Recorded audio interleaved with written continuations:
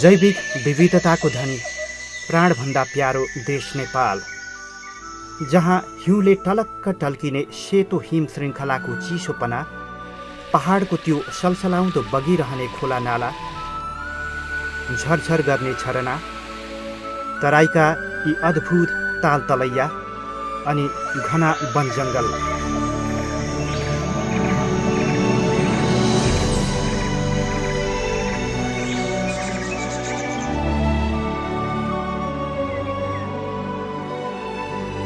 त्यही सेरोफेरोमा रम्दै हुर्किएका विभिन्न प्रजातिका लोपोन्मुख चराचुरुङ्गी र जीवजन्तुहरू।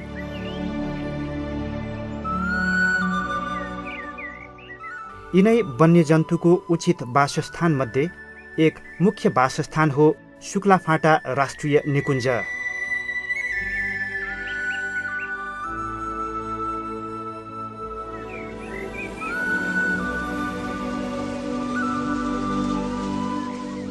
शुक्लाफाँटा राष्ट्रिय निकुञ्ज प्राकृतिक मनोरमले भरिपूर्ण सुन्दर सुदूरपश्चिम प्रदेशको कञ्चनपुर जिल्लाको दक्षिणी क्षेत्रमा अवस्थित छ। यस निकुञ्जले कुल 305 वर्ग किलोमिटर क्षेत्रफल ओगटेको छ। विक्रम सम्वत 2026 सालमा कञ्चनपुरका केही भूभाग समेटेर शाही शिकार वनको रूपमा संरक्षण कार्य सुरु गरिएको थियो। तत्कालीन शिकार वनलाई संरक्षण, प्रवर्धन र विस्तार गर्दै लैजाने क्रममा विक्रम सम्वत 2033 साल श्रावण 4मा शाही शुक्लाफाँटा वन्यजन्तु आरक्ष र विक्रम सम्वत 2051 साल ज्येष्ठ 9 गते शुक्लाफाँटा वन्यजन्तु आरक्ष नामाकरण गरिएको थियो। नेपालकै ठुलो घाँसे मैदान रहेको यस निकुञ्जको पूर्वमा श्याली नदी, पश्चिममा महाकाली नदी, उत्तरमा डडेलधुराको सिमानाको चुरे पहाडको चुचुरो र दक्षिणमा नेपाल भारतको अन्तर्राष्ट्रिय सिमाना 10 गजा रहेको छ। यसै 4 किल्लालाई समेटेर विक्रम सम्वत 2073 साल फागुन 9 गतेबाट यस आरक्ष क्षेत्रलाई शुक्लाफाँटा राष्ट्रिय निकुञ्जको रूपमा घोषणा गरियो। 665 प्रजातिका वनस्पतिहरू पाइने यस निकुञ्जमा 60% जङ्गल, 27% घाँसे मैदान, 10% सिमसार क्षेत्र र 3% झाडीबुट्यान इलाका पर्दछ। एसियाकै सबैभन्दा ठुलो शुक्लाफाँटा घाँसे मैदान यस क्षेत्रको प्रमुख आकर्षणको केन्द्रको रूपमा रहेको छ। यस घाँसे मैदानको क्षेत्रफल पहिले 54.4 वर्ग किलोमिटर रहेकोमा झाडीबुट्यान बढ्दै जानाले हालको क्षेत्रफल 34 वर्ग किलोमिटर रहेको छ। यसका साथै ऐतिहासिक सिंहपाल बाबा मन्दिर र शिलालेख क्षेत्र यस क्षेत्रभित्र पर्ने अर्को आकर्षणको रूपमा रहेको छ। यस राष्ट्रिय निकुञ्जमा पाटेबाघ, एकसिङ्गे गैँडा, बाह्रसिङ्गा, कृष्णसार, चित्तल, चितुवा, बँदेल लगायत हालसम्म 425 प्रजातिका रैथाने र बसाइ सरिआउने विभिन्न प्रकारका रङ्गी बिरङ्गी चराचुरुङ्गीहरू रहेको पाइएको छ।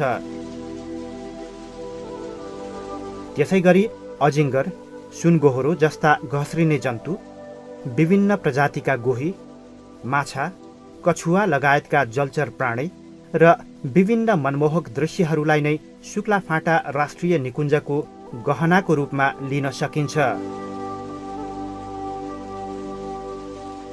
यस निकुञ्जभित्र रहेका महाकाली नदी, रानीताल, श्याली नदी, सोलगौडे ताल, कालेकिच ताल जस्ता अनेकौं ताल तथा नदीहरूले पनि यहाँका वनस्पति तथा जीवजन्तुहरूको बढावा दिन अर्को महत्त्वपूर्ण भूमिका खेलेको छ।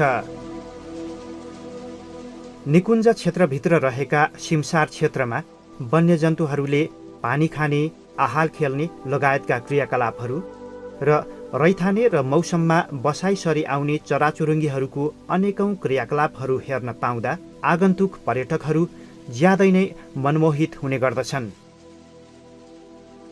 विगतमा नेपालको सबै पश्चिमी तराईमा फैलिएको सङ्कटापन्न वन्यजन्तु कृष्णसार नेपालको बर्दियाको खैरापुरमा मात्र सीमित रहेको थियो।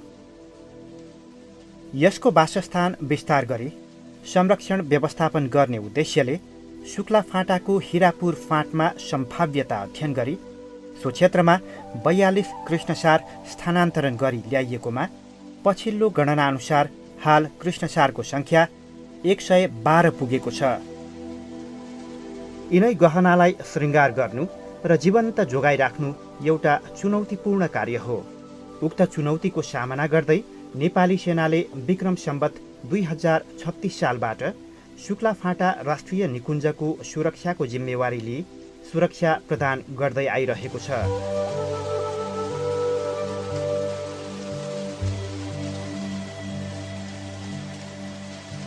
निकुञ्ज क्षेत्रमा रहेका वन जङ्गलको सुरक्षा र अवैध चोरी शिकार नियन्त्रणमा नेपाली सेनाको अतुलनीय भूमिका रहेको बताउनुहुन्छ शुक्ला फाँटा राष्ट्रिय निकुञ्जका निकुञ्ज सहायक संरक्षण अधिकृत रविन चौधरी।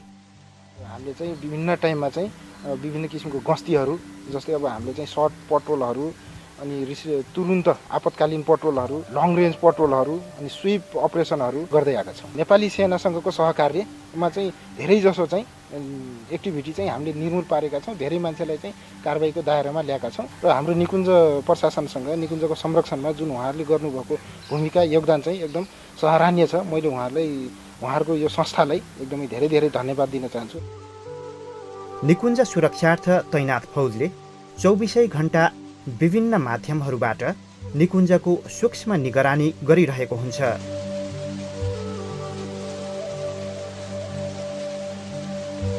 निकुञ्ज क्षेत्रमा रहेका पोस्टहरूबाट दैनिक हुने फुट पट्रोल, साइकल पट्रोल, हात्ती पट्रोल र भेहिकल पट्रोलले यहाँका जीवजन्तुहरूलाई आफू सुरक्षित रहेको आभास गराइरहेको हुन्छ। नेपाली सेना तथा निकुञ्ज प्रशासनबीच संयुक्त रूपमा सञ्चालन हुने यस्ता गतिविधिले चोरी सिकारीलाई पूर्ण रूपमा निर्मूल पारेको छ। यसका अलावा रेखदेख तथा अवलोकन गर्नका लागि स्पाई क्यामेरा जस्ता आधुनिक प्रविधिको समेत प्रयोग गरिँदै आएको बताउनुहुन्छ यस निकुञ्जका रेन्जर यम बहादुर राउत। स्पाई क्यामेरा भनेको अब स्पाई भन्ने बित्तिकै हामीले जासुसी क्यामेरा भन्ने बुझ्नु पऱ्यो होइन। पोचर क्यामेरा, स्पाई क्यामेरा दुइटै एउटै नामले चिन्छौँ। यसमा चाहिँ हामीले विशेष गरी अब पोचरहरूलाई, तस्करहरूलाई चाहिँ फोकस गरेर राख्छौँ। अब त्यसमा उसले चाहिँ अब्जेक्टिभ चाहिँ पोचर हुन्छ भने अब कहिलेकाहीँ हाम्रो अब उसले दिएको उसले फोटो पठाउँछ अनि त्यो फोटोबाट चाहिँ हामीलाई चाहिँ अरू जनावरहरूको पनि फोटो आउन सक्छ अथवा अरू कुनै क्रियाकलापहरूको अब विभिन्न पोचिङ मात्रै नभएर अब अरू जस्तो घाँस दाउराको कुराहरू आउँछ। त्यसपछि अब एन्टिहेप्टिक कलेक्सनको कुरा आउँछ, ग्रेजिङ घाँस के अरे चरिचनको कुराहरू आउनसक्छ। त्यसपछि वन्यजन्तु आवत जावत गरेको कुराहरू आउनसक्छ।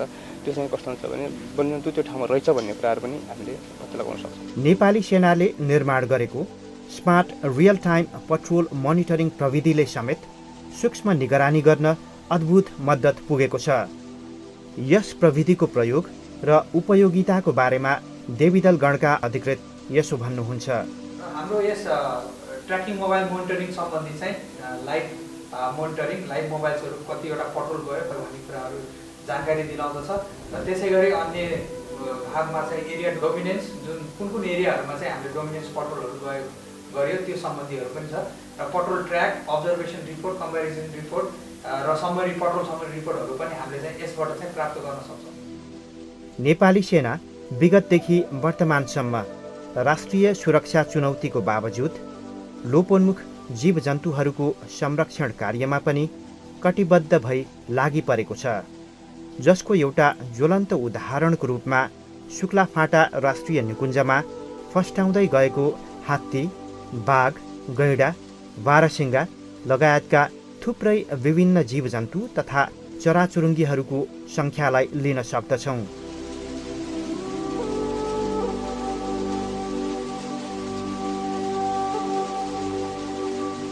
पछिल्लो गणना अनुसार यस निकुञ्जमा 17वटा गैँडा, 16वटा बाघ र 2300 भन्दा बढी बारसिङ्घा लगायत विभिन्न प्रजातिका वन्यजन्तु रहेका छन्। जुन सङ्ख्या दिन प्रतिदिन बढ्दो क्रममा रहेका छन्। नेपाली सेनाले उपलब्ध सीमित स्रोत, साधन तथा विभिन्न माध्यमको प्रयोग गर्दै दत्तचित्त भई निकुञ्ज सुरक्षामा अहम भूमिका खेल्दै आएको छ।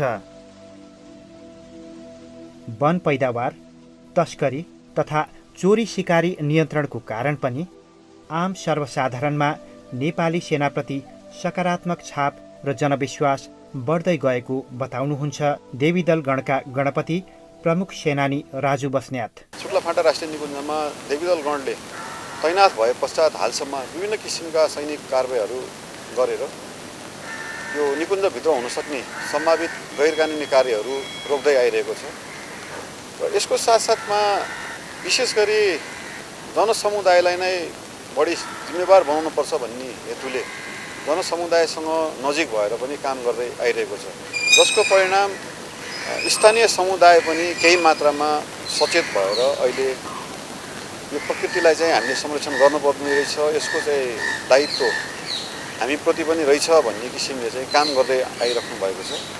जुन किसिमले चाहिँ देवीदल गणले चाहिँ कार्य गर्दै आइरहेको छ त्यसको परिणामस्वरूप हामी लगातार रूपमा 0 कोचिङ इयरहरू मनाउँदै आइरहेका छौँ भने पहिलेको तुलनामा अहिले जुन काठ तस्करी अथवा साना जनावरहरूको चोरी सिकारी छ त्यो पनि धेरै मात्रामा चाहिँ कम हुँदै आएको छ। यस हिसाबले हेर्दाखेरि शुक्लाफाटा राष्ट्रिय निकुञ्ज र साथसाथमा चाहिँ नेपालको जैविक विविधता र प्रकृतिको संरक्षणमा नेपाली सेनाले चाहिँ विगतदेखि हालसम्म उत्कृष्ट किसिमले चाहिँ आफ्नो जिम्मेवारी पुरा गर्दै आइरहेको छ। प्रकृति संरक्षणको पाटो त छँदैछ, अर्कोतर्फ स्थानीय बासिन्दालाई लक्षित गरी नेपाली सेनाले विभिन्न समयमा जनहितका कार्यहरू पनि सञ्चालन गर्दै आएको छ। फलस्वरूप नागरिक सैनिक सम्बन्ध मजबुत हुन गई एक अर्कामा सामिप्यता बढ्न जाने स्थानीयको ठम्याइ छ। नेपाली सेनाले आम जनतालाई एउटा नागरिकसँगको सहकार्य जसमा विविध किसिमका तपाईँको संरक्षण सम्बन्धीका जनचेतनाका कुराहरू अनि आम जनतासँग स्थानीयसँग मिलेर गर्ने विविध विकासका कामहरू र त्यसका साथसाथै बफर जोन क्षेत्रसँग जोडिएका जनताहरू जो साँच्चीकै पीरमार्कामा हुनुहुन्छ, जो साँच्चीकै एउटा न्यूनतम आवश्यकताका कुराहरूलाई पनि पाउन नसकेको अवस्थामा चाहिँ जस्तै तपाईँको शिक्षा, स्वास्थ्यका कुराहरू पनि छन्।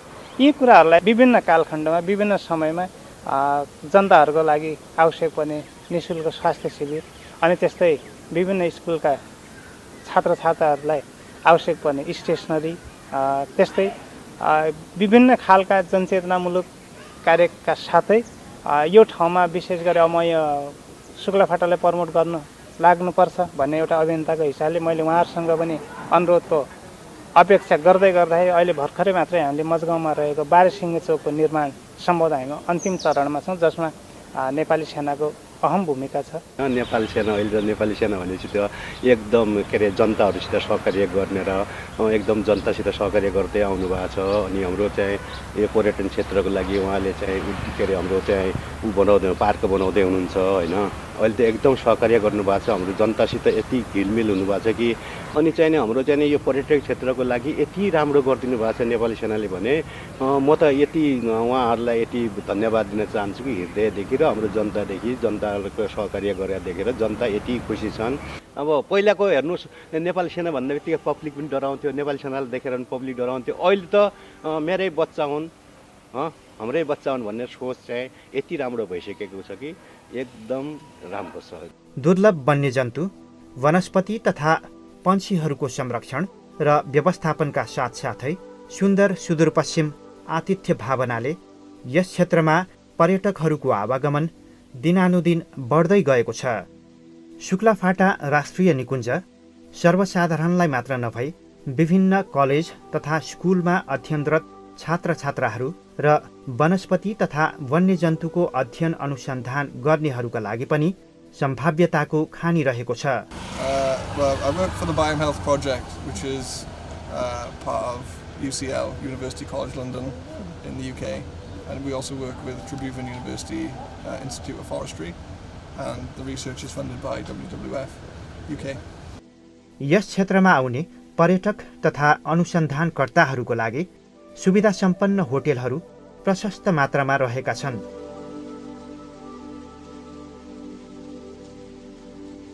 साथै घरेलु वातावरणको आभास दिलाउने होमस्टेहरू पनि पाहुनाहरूको स्वागत सत्कार गर्न तयारी हालतमा रहेका छन्।